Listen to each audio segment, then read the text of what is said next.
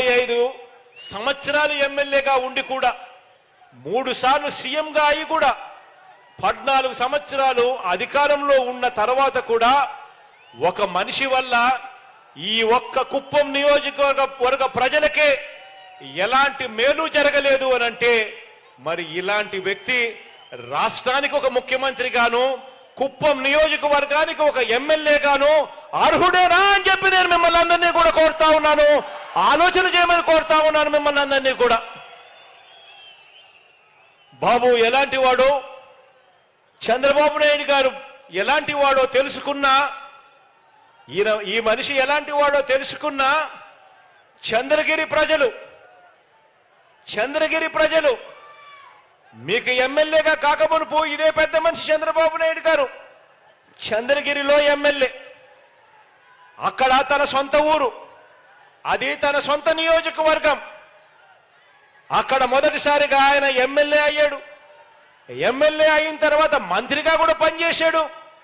5 సంవత్సరాలు ఆయన మంత్రిగా కూడా పనిచేసిన తర్వాత మంత్రిగా ఉంటూ తాను పోటీ చేస్తే 1983లోనే చంద్రగిరిలో మంత్రిగా ఉంటూ పోటీ చేస్తే 1983లో అదే చంద్రగిరిలో ఏకంగా 17,000తో ఓడగొట్టారు అక్కడ ప్రజలు చంద్రబాబు నాయుడు గారిని.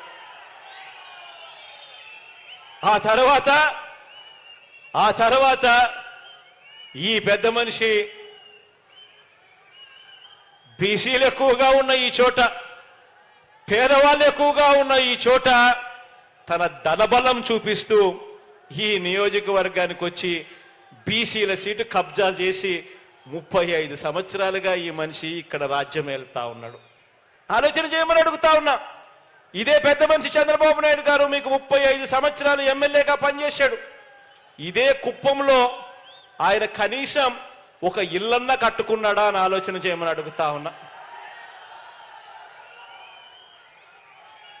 మీతో పని కావాలి ఆయన ఎమ్మెల్యేగా గెలవడం కోసం, కానీ ఇక్కడ ప్రజలకు మంచి చేయాలి, ఇక్కడ ఇదే కుప్పంలో ఉండాలి, ఇల్లు కట్టుకొని ఇక్కడ ప్రజలకు తోడుగా ఉండాలి అన్న ఆలోచన 35 సంవత్సరాలుగా ఎమ్మెల్యేగా ఉన్న ఈ చంద్రబాబుకు ఏ రోజు రాలేదు అనంటే ఈ మనిషి మీ మీద చూపిస్తా ఉన్న ప్రేమ ఎలాంటిదో అర్థం చేసుకోండి, ఆలోచన చేయండి అని మీ అందరితో కూడా కోరుతా ఉన్నా. ఈరోజు కుప్పం ప్రజలు చంద్రబాబు గారికి ఈ 35 సంవత్సరాలుగా చాలా ఇచ్చారు. కానీ కుప్పానికి బాబు ఏమిచ్చాడు? ఈ నియోజకవర్గంలో ప్రతి ఒక్కరూ కూడా ఆయన్ను నిలదీయాల్సిన అవసరం ఉంది, ఆలోచన చేయాల్సిన అవసరం ఉంది. తన సొంత నియోజకవర్గానికే 35 సంవత్సరాలుగా మంచి చేయని ఈ మనిషి 75 సంవత్సరాల వయసు వచ్చిన తర్వాత మరో 4తో పొత్తు పెట్టుకొని ఎన్నికల్లోకి ఈ రోజు దిగుతా ఉన్నాడు.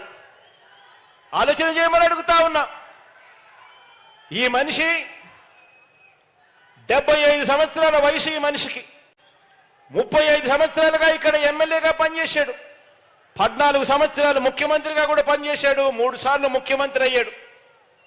ఇలాంటి ఈ మనిషి ఏ పేదవాడికి మంచి చేసింది లేదు, ఏ ఇంటికి మంచి చేసింది లేదు, ఏ ప్రాంతానికి మంచి చేసింది లేదు. ఈ మనిషి ఇవాళ మరో 4తో పొత్తు పెట్టుకొని ఎన్నికల్లో పోటీకి దిగాడు. మంచి చేసి ఉంటే పొత్తులు ఎందుకు అని మనం అడిగితే మాట్లాడాడు. మీ పేరు చెబితే గుర్తుకొచ్చే ఒక్క మంచి అయినా ఉందా, గుర్తుకొచ్చే ఒక్క స్కీమ్ అయినా ఉందా అని చెప్పి మనం అడిగితే మాట్లాడడు.